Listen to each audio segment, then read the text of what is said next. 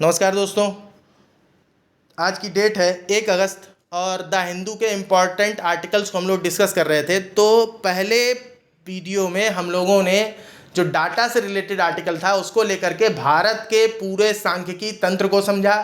United Nations का जो statistical commission है, जो हाईएस्ट बॉडी है for the global statistics system, उसको समझा, उसकी वर्किंग समझी। भारत को भी हाल ही में 4 साल के लिए जो है उसमें चुना गया है स्टैटिस्टिकल कमीशन में, उसमें 24 सदस्य होते हैं।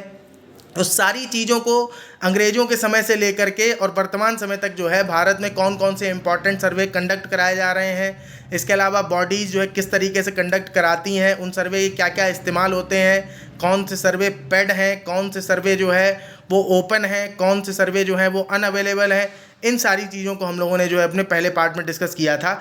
अब इसके बाद हम लोग जो है बचे हुए जो आर्टिकल हैं उनको डिस्कस कर लेते हैं जल्दी से। तो इसमें पहला आर्टिकल जो है वो है क्लीन कुकिंग स्ट्रेटजी को लेकर, कि भारत को जो है क्लीन कुकिंग स्ट्रेटजी की ओर बढ़ना चाहिए। देखिए, इसमें ज़्यादा कुछ इंपॉर्टेंट नहीं है।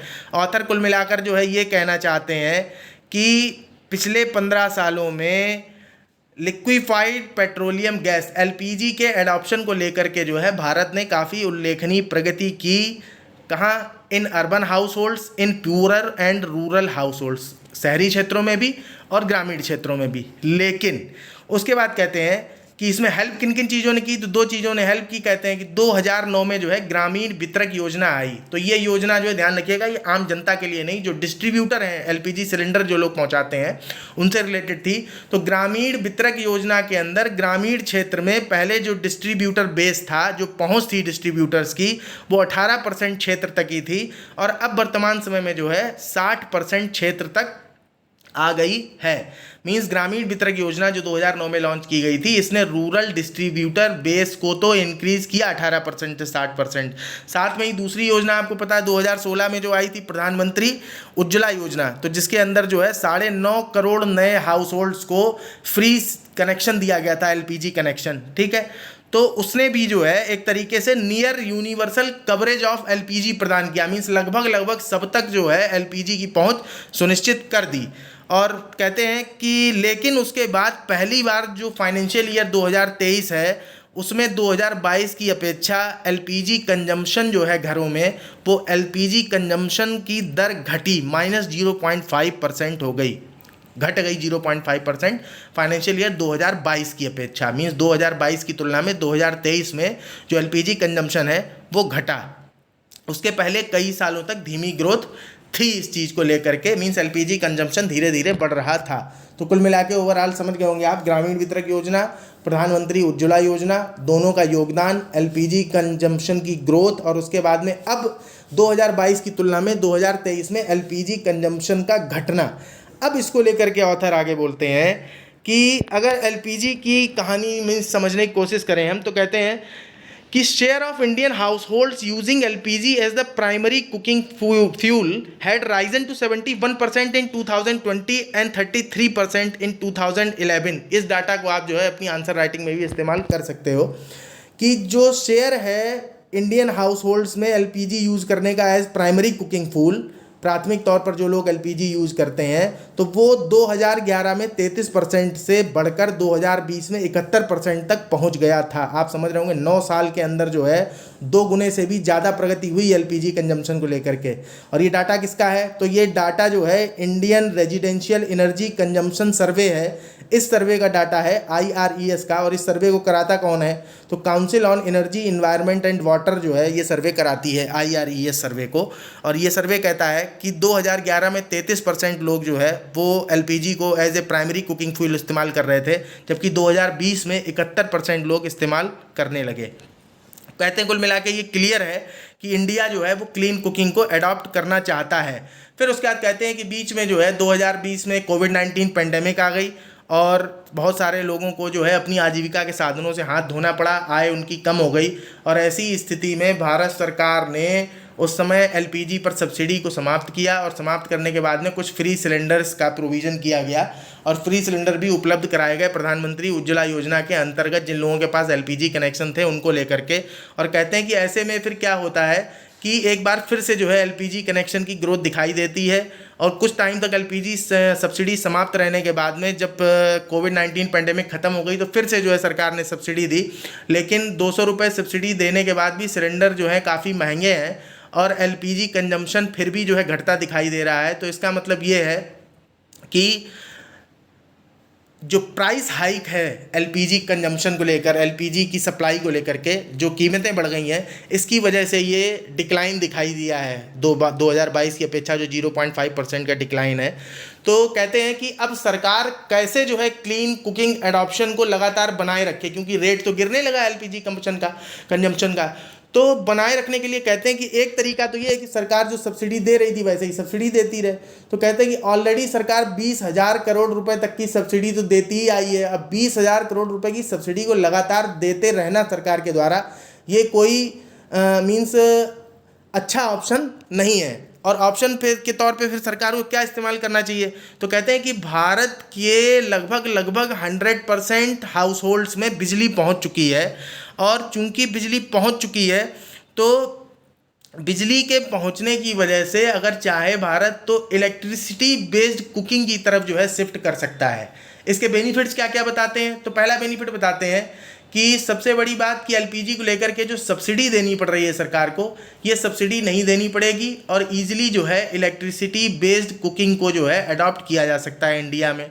दूसरा ये कि वर्तमान समय में एलपीजी के यूज से खाना बनाने में जो लागत आ रही है उससे कम लागत आएगी। अगर वर्तमान रेट देखा जाए, जो एलपीजी का रेट इस समय चल रहा है उस रेट के अकॉर्डिंग अगर बिजली का रेट आप ये मान लें कि 8 रुपये पर यूनिट भी लिया जाता है तो 8 रुपये पर यूनिट के अकॉर्डिंग भी एलपीजी से खाना बनाने से सस्ता पड़ेगा बिजली से खाना बनाना। ठीक है, तो कुल मिला के ये कहते हैं कि इंडक्शन या जो कुकटॉप्स हैं इस तरीके के जिन पर बिजली से खाना बनता है उस तरफ जो है शिफ्ट करना चाहिए। अच्छा, ये प्राइस हाइक क्यों है? प्राइस हाइक जो है एक तो रशिया वार यूक्रेन चल रहा है इसको लेकर के है, दूसरा भारत का पेट्रोलियम बजट जो है वो आप जान रहे हैं कि इंपोर्ट करना पड़ता है पेट्रोलियम और क्रूड ऑयल टैक्स, तो पेट्रोलियम पर जो है टैक्स भी लगाती है और बड़ा स्रोत है, जैसे जीएसटी में शामिल भी नहीं किया गया है पेट्रोल को, आपने देखा होगा। तो रशिया वार यूक्रेन की वजह से जो volatile international prices of LPG हैं ये बढ़े हैं। ठीक है, डबल हो गए कब से, 2020 में जो प्राइस थे वो अब जो है आकर के डबल हो गए हैं और इसके अलावा सब्सिडी भी देनी पड़ती है। तो कुल मिलाकर के एलपीजी ओनली स्ट्रेटजी को छोड़ करके भारत को इलेक्ट्रिसिटी बेस्ड कुकिंग की तरफ बढ़ना चाहिए। 100% एक्सेस टू इलेक्ट्रिसिटी है और कहते हैं कि जो ई कुकिंग है वो इलेक्ट्रिसिटी है या ई कुकिंग है ये हमेशा जो है चीपर ही रहेगी अगर 8 रुपये का भी हाई टैरिफ ले लिया जाए पर यूनिट बिजली के लिए। और फिर उसके बाद में देखिए सबसे बड़ा बेनिफिट जो कहते हैं कि इससे क्या होगा, सब्सिडी का पैसा बचेगा। एक उस सब्सिडी का जो पैसा बचेगा उसको इन्वेस्ट करें कहाँ, कि जब शिफ्ट करेंगे हम लोग किससे, एलपीजी कंजम्पशन से इलेक्ट्रिसिटी कुकिंग इंडक्शन कुकिंग की ओर, तो उस क्लीन कुकिंग में जो है एक प्रोडक्शन का एम्बियंस बनेगा, प्रोडक्शन के लिए माहौल बनेगा, इकोसिस्टम बनेगा इंडक्शन वगैरह के प्रोडक्शन को लेकर के, तो वहाँ इन्वेस्ट करे सरकार। ठीक है, तो वहाँ जब इन्वेस्ट करेगी तो धीरे धीरे करके अपने आप वो क्षेत्र जो है डेवलप हो जाएगा। दूसरा ये कि जो एलपीजी सिलेंडर है उन पर धीरे धीरे करके सब्सिडी ख़त्म करती जाए, तो ख़त्म करेगी, सिलेंडर अपने आप और महंगे होते चले जाएंगे, तो लोग अपने आप जो है बिजली से खाना पकाने की ओर शिफ्ट करने लगेंगे। तो ये पूरा आर्टिकल जो है, और उसके बाद में एक बेनिफिट ये कहते हैं कि एलपीजी कुकिंग से कुछ ना कुछ तो एमिशन होता ही है, तो अगर हम बिजली से कुकिंग को अपना लेते हैं तो जो एमिशन हो रहा है अभी एलपीजी से वो भी एक तरीके से ख़त्म हो जाएगा। और ख़त्म होने के साथ भारत क्या कर सकता है कि अपने एमिशन के उस पार्ट को एज ए कार्बन क्रेडिट जो है इस्तेमाल कर सकता है, और कार्बन क्रेडिट की तरह इस्तेमाल करके उससे भी जो है एक तरीके से भारत को अर्निंग हो सकती है, या फिर अपनी डेवलपमेंटल एक्टिविटीज़ के लिए जिस तरीके से यूज़ करना चाहे उसको कार्बन क्रेडिट को यूज़ कर सकता है, या मान लीजिए उससे जो पैसा मिलेगा उस कार्बन क्रेडिट को भी जो है एलपीजी से और इलेक्ट्रिसिटी बेस्ड कुकिंग में ही इन्वेस्ट कर दें। तो ये सारे सजेशन थे राइटर के। उसके बाद अगला आर्टिकल देख लीजिए। अगला आर्टिकल जो है, इसरो ने भी हाल ही में PSLV C56 जो है उसको लॉन्च किया। कोर एलोन वर्जन था। कोर एलोन वर्जन हम आप लोग बता चुके हैं, उसमें स्ट्रैप बूस्टर वगैरह नहीं लगे हुए होते हैं। हम लोगों ने जो है जब अपने स्पेस सेक्टर, स्पेस टेक्नोलॉजी में काफ़ी सारी चीज़ें डिस्कस की थी, तो हम लोगों ने वहाँ PSLV के वर्जन्स के बारे में भी डिस्कस किया था। और PSLV के वर्जन के बारे में हमने आपको बताया था, एक तो कोर एलोन वर्जन होता है, दूसरा एक एक्सेल है, DL है, तो ऐसे करके 3 वर्जन जो है उसके थे। तो जिसमें कोर एलोन वर्जन में किसी तरीके का कोई स्ट्रैप बूस्टर इस्तेमाल नहीं किया जाता है, क्योंकि लोअर अर्थ ऑर्बिट में ही जो है कहीं भेजना है, ज़्यादा ऊंचाई नहीं होती है सैटेलाइट्स भेजने के लिए, तो वो केवल जो है बिना स्ट्रैप बूस्टर्स वगैरह के ही भेज दिया जाता है। तो हाल ही में PSLV C56 के थ्रू सिंगापुर के 7 सैटेलाइट्स को भेजा गया। अच्छा देखिए, मेन प्रॉब्लम क्या होती है, ये आर्टिकल जो है इसलिए आया है क्योंकि जैसे भेजा गया सैटेलाइट को, तो सैटेलाइट भेजने के बाद रॉकेट के का जो 4th स्टेज होता है, जैसे 4 स्टेज रॉकेट है PSLV, तो जो 4th स्टेज है, 3 स्टेज तो मान लीजिए गिर जाते हैं, समुद्र में ही गिरा दिए जाते हैं जैसे जैसे अलग होते हैं। एक स्टेज जो है वो वहाँ ऑर्बिट में ही फिर चक्कर लगाता रहता है, तो वो स्पेस डेब्रिस की तरह हो जाता है, मीन्स मलबे की तरह काम कर रहा है, उसका कोई काम है नहीं, फ्री फंड का घूम रहा है ऑर्बिट में। अब ऑर्बिट इतनी इंपॉर्टेंट है कि वहाँ बहुत सारे लोगों को सैटेलाइट भेजने ही भेजने हैं, तो जब सैटेलाइट भेजने ही भेजने हैं, तो अगर ऑर्बिट में जगह घेरे रहेगा तो एक तरीके से क्या है, जगह कम कर रहा है वहाँ पर। तो धीरे धीरे करके क्या होता है कि जो PS4 स्टेज है वो वापस से एंटर करा लिया जाता है उसको, लेकिन अभी तक उसको एंटर कराने में अर्थ में क्या होता था, काफ़ी ज़्यादा लंबा टाइम लग जाता था, मीन्स कई दशक लग जाते थे उसे वापस समुद्र तक वापस ले आने में, मीन्स गिरा लेने में अंदर, क्योंकि सेफली गिराना पड़ता है। ज़मीन पे गिरा देंगे तब तो फिर जो है पता नहीं क्या होगा, नुकसान हो जाएगा। ठीक है, तो इस बार क्या किया है कि जो 4th स्टेज थी, तो पहले तो गई 536 किलोमीटर के ऑर्बिट पर, उसने 7 सैटेलाइट जो सिंगापुर के थे उनको प्लेस किया, और उसके बाद वापस से जो है नियर 300 किलोमीटर की ऑर्बिट में जो है वो PS4 स्टेज वापस आ जाती है।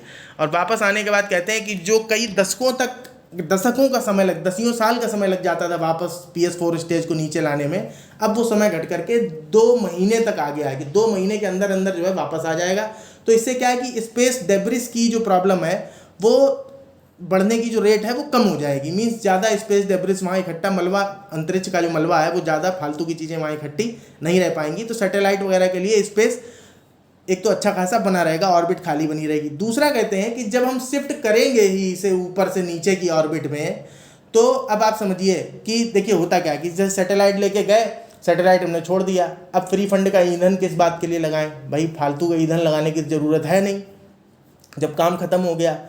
तो सवाल ये है कि अगर आप टाइम पीरियड घटाना चाहते हैं कि ये मलबे के तौर पे ज़्यादा टाइम तक ना रहे, जल्दी ही जो है अर्थ पे वापस लौट आए, गिरा लें इसको नीचे जल्दी, तो ऐसे में फिर क्या है, फिर आपको फ्यूल इस्तेमाल करना पड़ेगा, और फ्यूल इस्तेमाल करके आप उसकी ऑर्बिट को शिफ्ट करें कि जो है लोअर अर्थ ऑर्बिट में और ज़्यादा नीचे आए, जैसे 536 किलोमीटर से 300 200 ऐसा लेकर के आए आप उसको।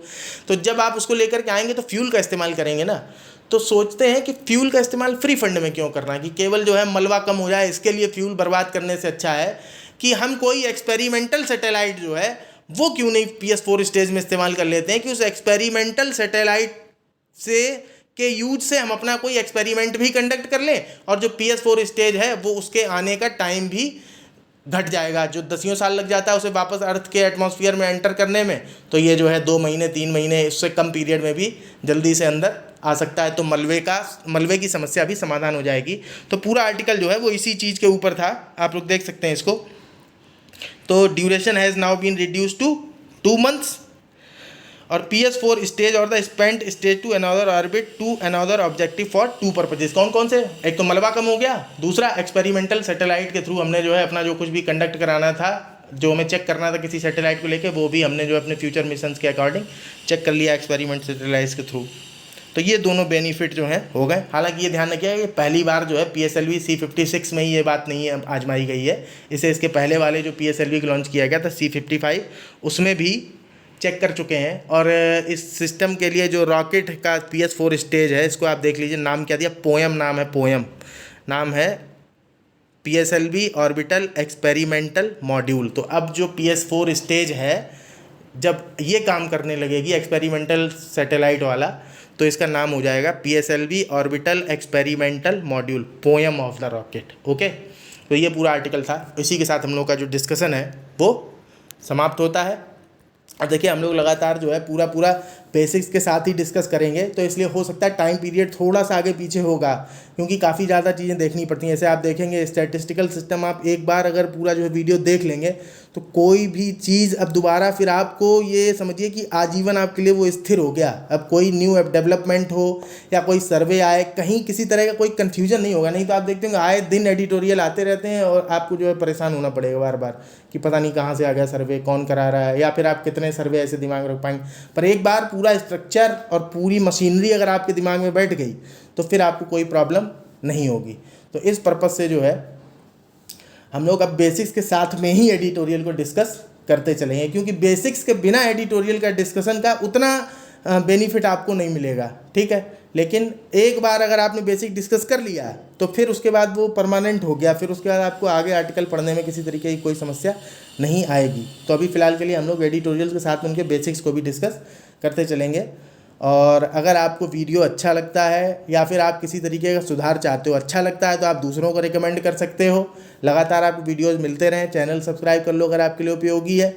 और अगर कोई सुधार या सुझाव देना चाहते हैं तो आप जो है कमेंट बॉक्स में कमेंट करके हमें बता भी सकते हैं। बाकी आप फीडबैक भी दे सकते हैं हमें कि किस तरीके का जा रहा है। जैसे मान लीजिए हम इतनी मेहनत करते भी हैं और आप लोगों के लिए बेनिफिशियल ना हो तो ये भी जो है ठीक नहीं है। दूसरा, आप लोग सुझाव देंगे तो वो मेरे लिए भी मोटिवेशन तरह काम करेगा, है ना। चलिए, नमस्कार, धन्यवाद।